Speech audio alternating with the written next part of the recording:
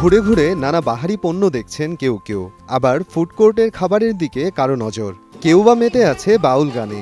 শিশুদের আগ্রহের কেন্দ্রবিন্দুতে বায়োস্কোপ আর পুতুল নাচ। বড়রাও কম যান না, আগ্রহ নিয়ে পুরো আয়োজন উপভোগ করছেন তারাও। রিশকা উৎসব ২০২৪ ঐতিহ্য ও সংস্কৃতিকে উদযাপনের জন্য রাজধানীতে আয়োজন করা হয়েছে এক ব্যতিক্রমী উদ্যোগ। ঢাকার কোলাহল থেকে সাময়িক মুক্তি পেতে এ উৎসবে ভিড় করেছে দর্শনার্থীরা। আমার সবচেয়ে ভালো লেগেছে হচ্ছে বায়োস্কোপ। ওখানে আমি কাজী নজরুল ইসলাম, সংসদ ভবন, তারপর শহীদ মিনার এসব দেখেছি। একই রুফের নিচে অনেক রকম ভ্যারাইটি একসাথে দেখা, দ্যাটস আ গ্রেট থিং। প্রতিদিনকার জীবনে রিকশা অবধারিত এক বাহন, যা যুগ যুগ ধরে বাংলাদেশের মানুষের নিত্য প্রয়োজনের সাথে যুক্ত। আর তাই রিকশা উপস্থাপিত হল শৈল্পিকভাবে। চিত্রশিল্পের এ ধারাকে ব্যবহার করে তৈরি করা হয়েছে বাহারি পণ্য। সেসবের পসরা সাজিয়ে বসেছেন শিল্পীরা।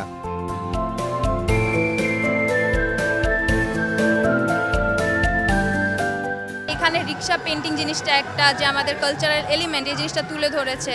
দেশীয় যে কোনো সংস্কৃতির সাথে বাচ্চাদেরকে একত্রিত করার জন্য সবসময় আমরা ওদেরকে নিয়ে যাই। এখানে যে আর্টগুলা নিয়ে যে দেখানো হচ্ছে, যে এক একটা মানুষের মনের যে চিন্তাগুলা, মানুষের জীবন যাপনের যে চিন্তা ভাবনাগুলা, এগুলো যে রিক্সা আর্টের মাধ্যমে ফুটিয়ে তুলে এখানে এক্সিবিশন এসে যা দেখলাম, যে খুবই সুন্দর করে জিনিসগুলো এক্সিবিশন হচ্ছে।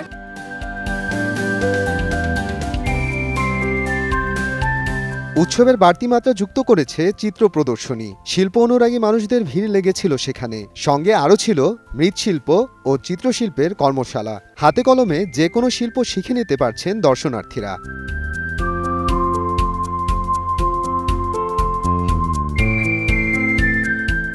আয়োজনে ৮০টিরও বেশি উদ্যোক্তা সাজিয়ে নিয়ে বসেছেন পণ্যের পসরা। শাড়ি, চুড়ি, গহনা থেকে শুরু করে নানা পণ্য সম্ভারে ঠাসা উদ্যোক্তাদের অঙ্গন। অনেক বেশি ভালো লাগছে, বিকজ আপনি ডেকোরটা চিন্তা করেন বা সব কিছু চিন্তা করেন একদম আমাদের ঐতিহ্যবাহী যে রঙিন কাগজ দিয়ে করা বা সব কিছু। আর এই ইভেন্টগুলোতে ইটস নট অ্যাবাউট জাস্ট বেচা কেনার জন্য হয়, এখানে আসলে গ্যাদারিংটা হয়। কারণ এখানে আপনি অনেক পরিচিত মানুষকে দেখবেন, অনেক মানুষকে আপনি হয়তো অনেকদিন দেখা সাক্ষাৎ করেন না, হয়তো বা এখানে এসে দেখা হয়ে যাবে। So it's a very great event আমার কাছে মনে হয়। এখানে আমার সবচেয়ে ভালো লাগছে যে আমি একটা সুটেবল একটা জায়গায় এসেছি। At least they are liking my work. যাদের পছন্দ তারা টুকটাক নিয়ে যাচ্ছে। উৎসবের প্রথম দিন বিকাল ৪টায় প্রদর্শিত হয়েছে গিয়াসউদ্দিন সেলিম পরিচালিত বিখ্যাত চলচ্চিত্র মনপুরা।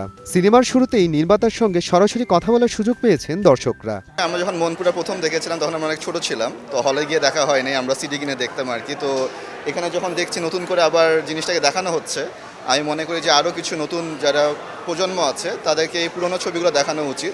অনেক এনজয় করেছি, লাইক মনে হয় নাই যে আমাদের জেনারেশনের সাথে কানেক্ট করতে পারে নাই। আমি অনেক কানেক্টেড ফিল করছি, আমার খুবই ভালো লেগেছে। আমার তো খুবই ভালো লাগছে যে এই জেনারেশন, মানে জেনজি বলি, গেঞ্জি বলি, হোয়াট এভার ইট ইজ, নতুন জেনারেশন, এখনকার জেনারেশন, ওরা মনপুরা অ্যাপ্রিসিয়েট করছে। তো এটা আমার জন্য আসলে আনন্দদায়কই বলবো।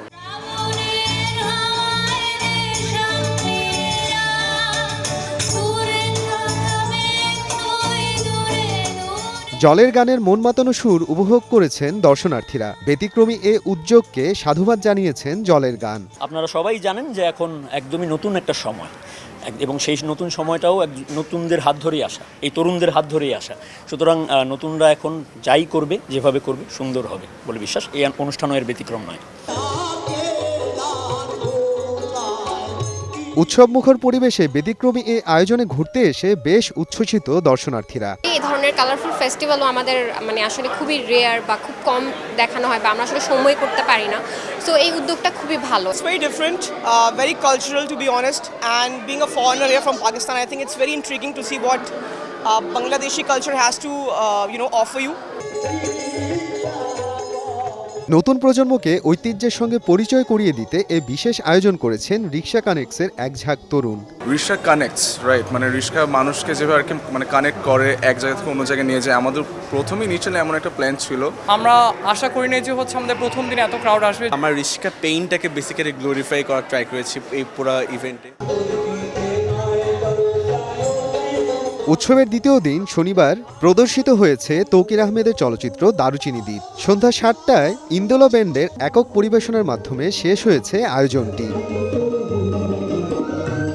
শিল্প, সুর ও রঙের সম্মিলন ঘটেছে আজকের রিশকা উৎসবে। সংস্কৃতি ও ঐতিহ্যকে ধরে রাখতে এ ধরনের আরও আয়োজনের প্রত্যাশা দর্শনার্থীদের। মোহাম্মদ আফরানুল ইসলাম, সময় সংবাদ।